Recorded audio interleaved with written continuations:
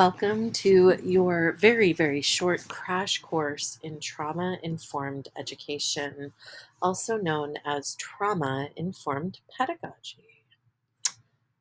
Gabor Mate, a world-renowned expert on trauma, says that the word comes from the Greek for wound. It is not what happens to you, it is what happens inside you as a result of what happens to you. It is not the blow on the head, but the concussion I get. What is trauma-informed pedagogy? Well, it's a holistic approach to seeing not only the mental and intellectual state of a student, but also their environment, relationships, and any other internal or external factors that may impact their capacity to learn, relate to others, or trust their educators. An approach to education that prioritizes security, connection, consent, and trust for students, and awareness of the ways in which trauma impacts education. As you can see from the tree that I've put together, what we see at the top with acting out, addiction, emotional disruption, and eloping is really just a symptom of the root causes of abuse, shame, neglect, poverty, and grief. Take a moment. Think about 4 students in your classroom. Half of them have at least one adverse childhood experience already, also known as ACEs. One in the group has at least 2 ACEs already, and with COVID-19 being recognized globally as a traumatic event, you know actually that every single student in your classroom has already experienced at least one adverse childhood experience. And one in your group is likely to experience 4 or more adverse childhood experiences by graduation.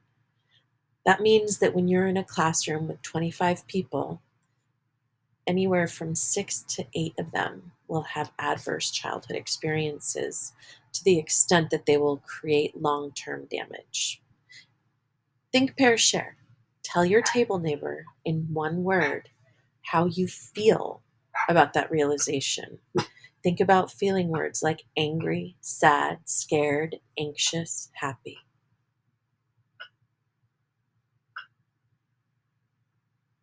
Moving on.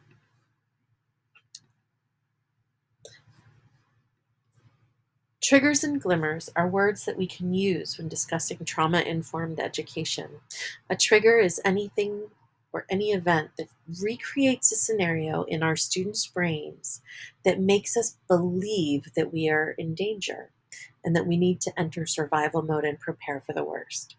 These don't have to be real, and you don't have to respond the exact same way. What's important is that the student perceives there's a threat. A glimmer is the opposite. A glimmer is an event that recreates a scenario of safety, calm, and connection to help your brain return to homeostasis. Both of these are important to understand so that we can cultivate an environment in which our students feel safe, secure, and able to move from the amygdala, which is their lizard brain, which is dominant in panic and trauma, and move back into that prefrontal cortex for reasoning and metacognition. You may see some of these indicators in your student: curling into a ball, gasping for breath, complaints of bizarre ailments. They may have some bizarre changes in behavior. They may clench their fists. They may self-harm. There may be new things happening. When you see that, it's time to implement trauma-informed pedagogy. We want to move the theory of understanding how trauma impacts our students into practice in how we create our classroom communities, as well as how we strategically live out each day of life with our students. So you can always look at this later, but safety, trust, transparency, connection, facilitation, peer support, collaboration, voice, choice, cultural, historical, all sorts of issues affect our kids, our students in their education. Start with safety and security. Default to believing. Most students dealing with trauma have not been believed. Call out all negative talk. even the ones from paraeducators, other teachers, even administrators. It needs to be addressed immediately. Your students need to know that you are on their side and co-create consistent expectations. There are other tips to create safety and security, but first and foremost, your students need to believe that you have their back. Move from there into a place of compassion. The original Latin for compassion is compasere, which is co-experience alongside suffering. As you enter this place of compassion, you need to be aware of all of the possible ways in which their gender identity, their race, their ethnicity, their language, their immigration status, any of these factors that help our students feel shame or insignificant are ways in which we need to step into that place of coming alongside. Don't be afraid to discover the villain backstory for your most aggressive students. Chances are it stems from trauma. Consent is a non-negotiable. You need to get consent from every student before any physical contact and often before providing feedback.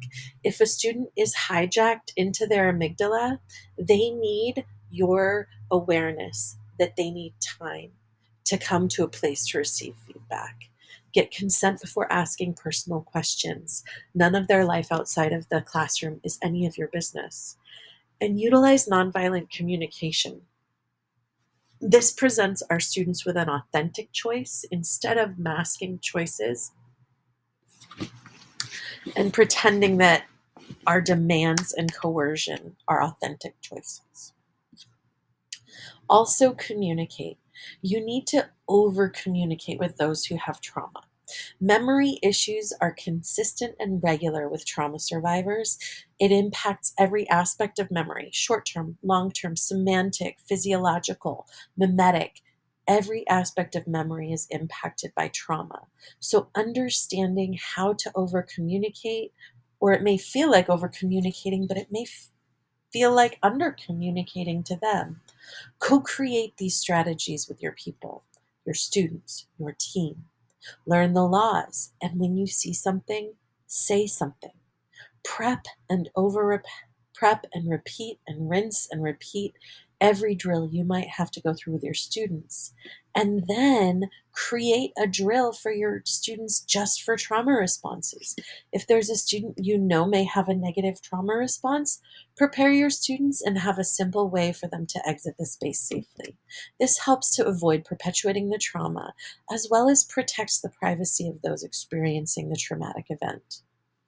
Cultivate, collaborate, and co-create. Practice self-regulation practices as a class. Be willing to say you don't know, and recognize that trauma care and trauma-informed education cannot be a one-size-fits-all. Celebrate all the time. The more that you celebrate with your traumatized students, the more it will rewire their brain to gratitude and to a place of understanding and accepting the good parts of their life and recognizing their glimmers, which helps their brain return to homeostasis. Instead of I can't believe you just, try can you help me understand? There are a lot of other tips and tricks in this recording for you to give a chance if you need to take a pause in this recording and read it page by page. But be careful never to tell a student what they're feeling. Name and observe behavior, describe that, and ask what they think. There's a list of works cited, and if you have time, I invite you to visit my website to look at some of the resources I have there. On that website, I've posted extra video from a longer form version of this presentation, and I hope that this quick, very brief introduction to trauma-informed education is helpful to you.